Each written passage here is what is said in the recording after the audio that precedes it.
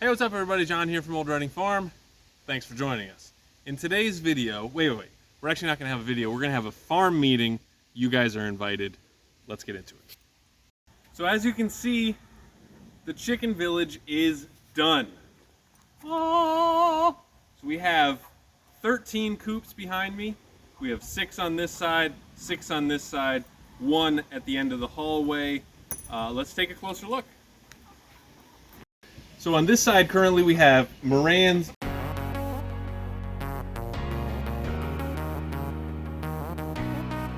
Silkies,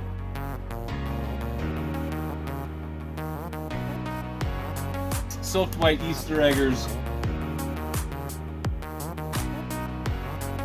White Crested Polish,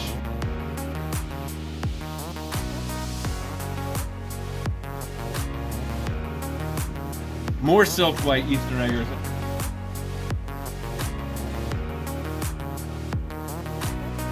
and then more Silkies on the end.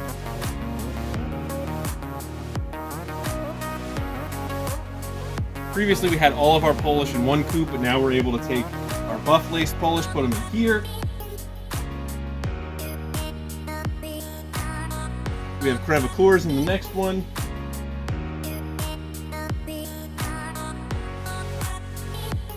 We have an empty next one, which won't be empty for long. And then we have I Am Samani.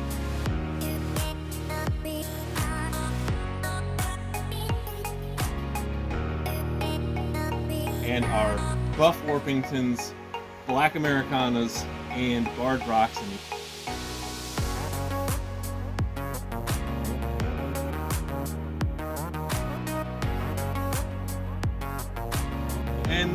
And then in the very end we have our egg laying coop. And they're just starting to get better at laying eggs, which is super exciting.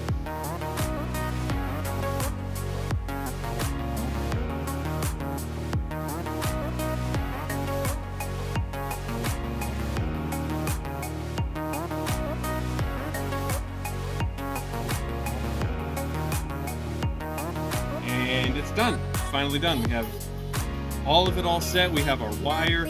We just put down a whole bunch of wood chips to cover up the wire and sort of level out the hallway.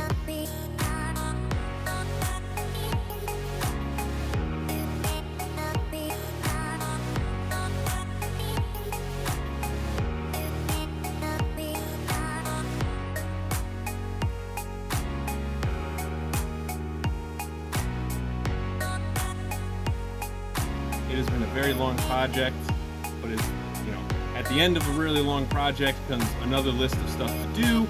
So now what we're going to do is kind of talk about our plans for the future and what's next. So originally we were going to put our peacocks over here. And so I preemptively cut down a whole bunch of trees over here just so that when we finish the chicken village, I didn't want to have to precision drop anything. So we had a nice big open spot over here, but Kat and I were talking when, we finished the chicken village, and we were just like, what's next? Because we don't ever stop. And it just seems a little bit far away. Even though it's close, it's kind of in the shadows a little bit. So we are sort of rethinking this spot. We were looking for a spot where we could store extra building materials. And since this is kind of out of the way, this might be a good spot for that. And we found an even better spot to put the pea fowl. So let's head over there. So coming from the chicken village, the spot that we were just talking about was over there behind it. We figured this spot over here would be perfect. So even though it's really similar to that spot over there, most of the stuff over here is deadfall. So we just got to do some cleaning up. It's actually pretty level. There's a ton of rocks over here. So if you look back in our videos, we did a video where I was planning on where we were going to put the chicken village. Originally we were going to start it over there, but there's so many rocks we decided not to do that. Because trying to build, a chicken coop on top of a bunch of rocks, all unlevel and stuff like that, makes it really difficult. But so Catherine had a really cool idea for the peacock house. Let's show you that. So right behind me is where we were going to put our flower farm. You can see that's where we cleared out all those trees a while ago. And we were sort of thinking it would be cool if down the road, people are coming to visit the farm, They come down the hill, they take a look at the flower garden, and then they come around this way, and then this whole area was just for the peacocks. It's a really big area. There's only a couple trees we would need to get down just because they're dead. And then for their house, we got this nice maple tree right here. So we have 3 live trunks here, and so Kat had a really cool idea to kind of cut them all at one level, and then we can just build a platform right on top of that for a little peacock treehouse. I thought that would be pretty cool. And then with this large space, the peacocks would have plenty of room. We even have room to expand that way if we really needed to. And if we ended up, with a ton of peafowl, like let's say they lay a whole bunch of eggs, they're all fertilized, we incubate them, we end up with 12 peacocks, we would be able to separate this and have more over there. So this is a really good spot for it. They have plenty of sunlight, they have plenty of stuff to jump up on, and plenty of room. So flower farm, that's the road, and the road comes around this corner right here. So you'll be able to see the peafowl all along the road, and there's the chicken village. So you might be saying to yourself, John, aren't you so glad to be done with the chicken village? Now you don't need to build any more chicken coops ever again. And to that I would say yes, I am very glad to be done with the chicken village, but we still have some more chicken coops to build. Sorry, Joanne. So originally, we always had in our plans to build more chicken coops than what we have here. Because while we have a bunch of breeding pens and a layer flock here, we want a love nest where we can do some, breeding of specific chickens. Like I know Kat wants to take a silked white Easter egger and breed it with one of the white frizzles that we have, or a white silky. So we have some sizzles, which are silky frizzles. And we want to do all kinds of stuff. Like we have an I am Samani that I'd love to put with those frizzles too. See what we get. And so we were going to build, one on the end on this side, one on the end on that side, and we were going to use the temporary peacock house and build another temporary peacock house over there. But if we're going to expand more in the future, we're trying to do our best to think in the future, to think ahead, to think about what we might want to do in the future. And since Catherine always forces me to get more chickens, I figured we should have room for more. So she brought up the idea of building another set of 6 coops just like this right here and having another run.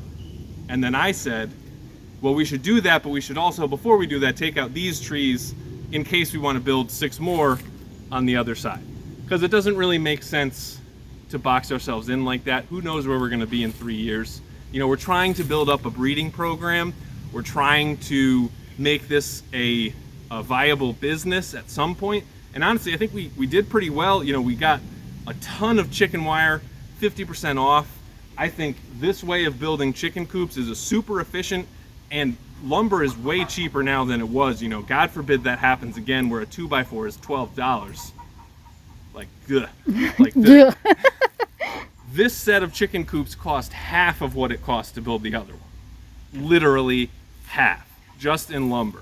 So, who knows where we're going to be. But, it was my thought, like, don't box ourselves in. So we have 4 or 5 trees to take out here, which I think will enlist the help of Randy and, use some ropes and block and tackle to make sure that we pull them in the right direction. And then we're just going to build 6 more for now. And then we'll just leave the option, down the road. Because we want to have a love nest. We want to have a bachelor pad for some backup roosters. We need to have a grow out pen. And then we have 1 or 2 more spots for chickens on the way. It also makes sense, and I'm saying this mostly for Kat's mom, whose eyes are probably popping out of her head right now watching this. We have a ton of silked white Easter eggers that we incubated and hatched, and these coops are pretty small, so we can't stuff all of them in there. So in case we find one breed that we're actually selling a lot of and we want to have more, instead of stuffing them all in one coop, we get 2 different coops. And it just makes sense. And especially with the help of Rick and Joanne, family members, we cruised through building these 6 ones. The last ones that we built took forever. But these ones with family help, no time. All right, so the next part that we're going to show you doesn't look like much right now, but it's where we're going to put our blueberries that we currently have at our old property. We're going to dig them up and put them here once the spot is ready.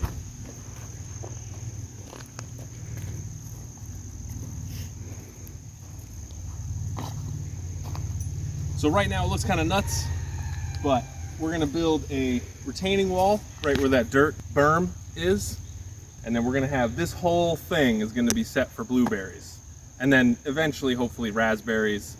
And then we'll have another tier up on top where we have maybe some other perennials like the peonies or something like that. Right now it just looks kind of like a mess because we're still working on it, but hopefully soon we'll have some blueberries. And then on this side, this is gonna eventually be our flower farm. Right now I'm standing on our wood chip path currently in between the two. So we're probably gonna start small on this side, maybe start with this section right here, some soil and compost. We'll see what happens. You know, because we priced out bringing in just fill for this spot, and it was really, really expensive. So we might have to take little bites out of it at a time. But we'll see.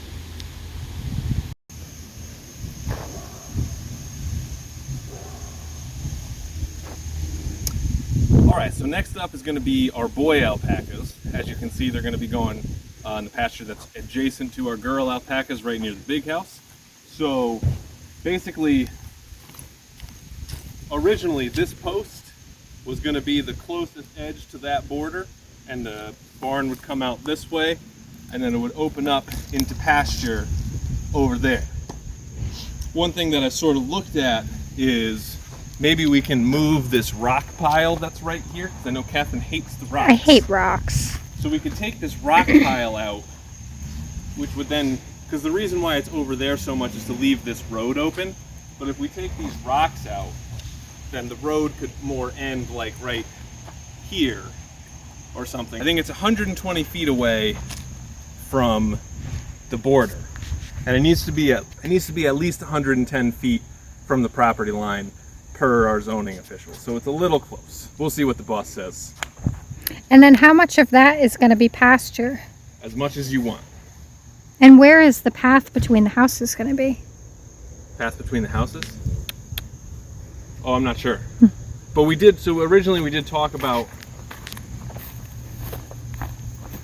the pasture kind of being right here.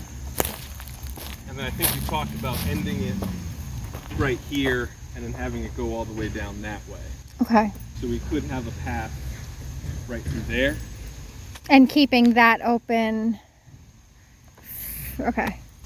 I mean, it's whatever. Yeah. You know, we could have, you know, maybe down the road, if this is a path that we have, you know, down the road, we could have, you know, a separate structure here. We could have the pasture separate, or we could have this being a rotationally grazed area where we have that as just a separate pasture. Or maybe that could be where the nursery barn goes. So when they're getting to be around 6 months, yeah, put all the juvies together. Yes, because we are planning on breeding next year. So 2 years, well, like a year and a half from now, we should have some babies. All right, guys, thank you very much for watching this video. We really appreciate it. If you want to see the video where we first started planning for our chicken village, you can check it out right here.